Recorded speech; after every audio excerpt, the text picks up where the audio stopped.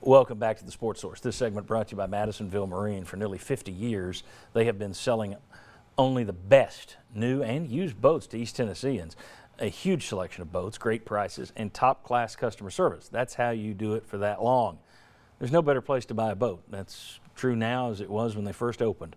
Madisonville Marine, madmarine.com to learn more. Highway 411 North in Madisonville to go down there and see them and see their huge, huge showroom and lot. Okay, back with Vince Ferrara and Josh Ward here.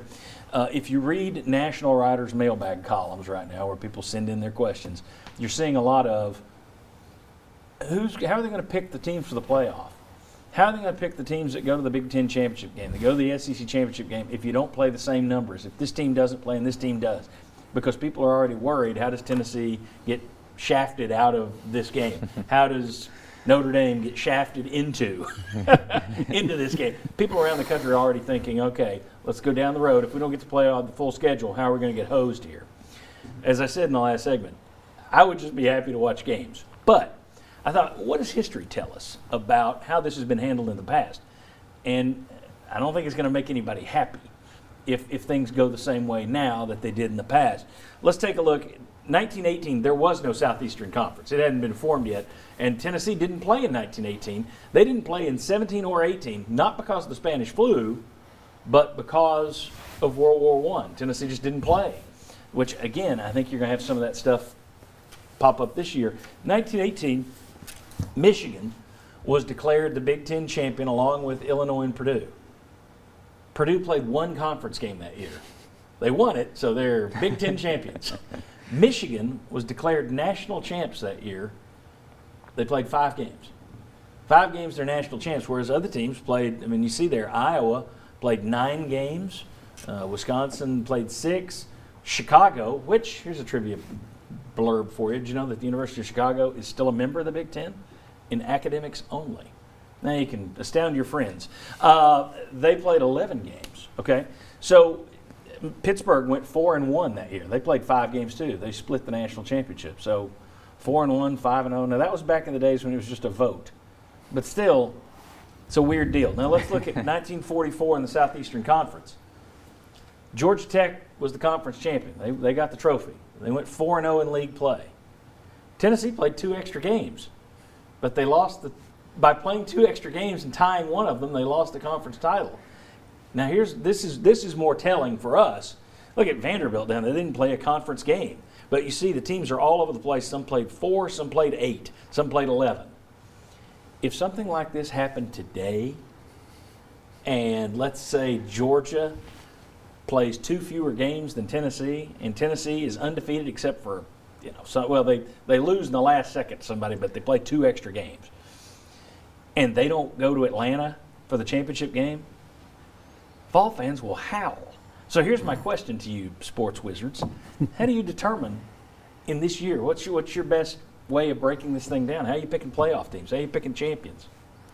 I got to be honest, John, the Sports Talk radio host in me says do it that way because doing our shows would be so easy. I don't know. If you had altered numbers, it would be chaos. It would be. But maybe you come back to the voting realm. Do you do that within the SEC or just take the best record, different games? That'd be tough to do. I think you have to have an even number of games if you're going to crown a conference champion because those member institutions within the conference are going to have a lot more say in what goes on. Nationally, though, I think you go back to more of a voting system for this year. For 1 year. There's also a lot more money riding on it now than there was. Right. And people will be killing one another for every last dime. It'll be interesting to see how the league handles that too. If your school can't play this year. Yeah, but those conversations are taking place. This state might say no. This state might say yes. So what happens within the conference? That debate is out there. Well, is it still going to be 15 equal shares to everyone? Yeah, financially. If one school says we're not going to play, another school does. Vince, is there some way to figure this? Do you do it by winning percentage? Do you do it just by total wins, or is there a way to do it? Well, you find a way to not have the variation in the number of games. That's the best solution. But I think you'd likely see them rely on a committee even more so than what they do now. And yes, they go under a lot of scrutiny as it is now. But to put all those variables into place, I think that's the direction they would probably go. But I would think that they would extend the season, do something to try to close that gap if at all possible. But man, you're right. People would lose their minds if you're on the wrong end of that. Well, and if it's some sort of a conference vote to decide who the division champion is, the bad blood, there was. And you want to talk about the conspiracies that would come out. Yeah. I can't remember if it was 68, 69. Bo Schembechler went to his grave outraged over the fact that I think Michigan either tied or beat Ohio State, and he thought his team should go to the Rose Bowl, and the league got together and voted and sent Ohio State. And all hell broke loose in the Big Ten. It was 68, 69. A little bit of history there for somebody who lived up there and hates Ohio State. But that was from 50 years ago. That was without all the media you have today. Right. The conspiracy theories would go bonkers. Out of control. Yeah. Yeah. Now, here's another one that's odd to think about. Let's say that when you're looking at, let's say the season's coming down to one big game, all right? Let's say it's Tennessee, Georgia, all right? That's going to be the decider. Tennessee has a kid test positive, okay? And now the whole team's been exposed to it. And Georgia says, we're not coming up there to put our kids at risk. Who does the forfeit go to? Does it go to Georgia for refusing to play? Does it go to Tennessee because they had the sick kid? Who gets the division champion in that scenario? Which, granted, is the hell scenario.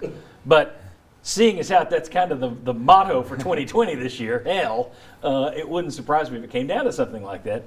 What do you do in those kind of situations if, I mean, you can't blame either school. Well, is it just a vacated contest, and that's where you get back to you have a different number of games. So you have a 6-1 record versus a 5-3. So let's say Florida is also involved, Yeah. and it impacts. Let's say there's a third school. Let's make it more complicated. There's Yeah. a third school that's also involved, and they're not even tied into this game. Yeah. What I would probably do is go winning percentage within the conference, but I would vacate games if you have to cancel it.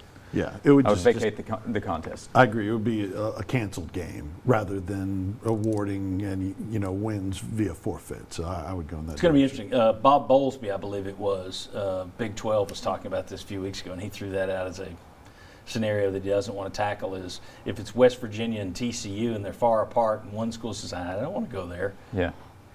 How is that handled in terms of the standings? Is it a forfeit? Who forfeits it? It's going to be fascinating. Yeah, go ask different conference commissioners. You're going to get different answers because they are not on the same page right now either. No, and you're also seeing where schools are starting to come out and say, hey, look, if not everybody can play, that shouldn't hold the rest of us back, which I agree with. Yeah. But James Franklin came out and made that comment. And then you see other conferences are saying, well, we're all kind of locked together. It would be nice to see other leagues. You're hearing a little bit of this come from the Pac-12 because they're probably not going to be playing. And they're seeming to hint that it would be nice if the SEC and Big Ten and everybody honored the fact that we're not part of it. No, well, that ain't going to happen. Yeah, Ohio The State has SEC's a already come out and September said- game scheduled at Oregon. You have USC and Alabama that are scheduled to play at the beginning of the year. So how those conferences communicate with one another is going to be fascinating. It's interesting. The better teams are the ones that are like, hey, if everybody else is not ready to go, then tough for you. But if you're one of those bottom feeders, then you look at it a little bit different.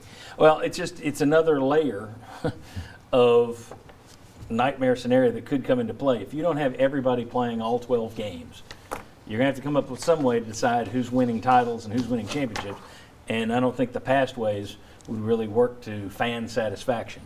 When we come back, let's talk about, you got several leagues who are taking a better safe than sorry approach. You got one league that is saying, full speed ahead, man, business as usual. I don't know which one is better for reality, but I'll ask these guys. I got a feeling which one's better for fan perspective and for fan happiness. Come on back, we'll discuss the pro leagues. We still got a lot more UT to come, but I want to talk about better safe than sorry or business as usual. What's the better approach when it comes to fans? Come on back.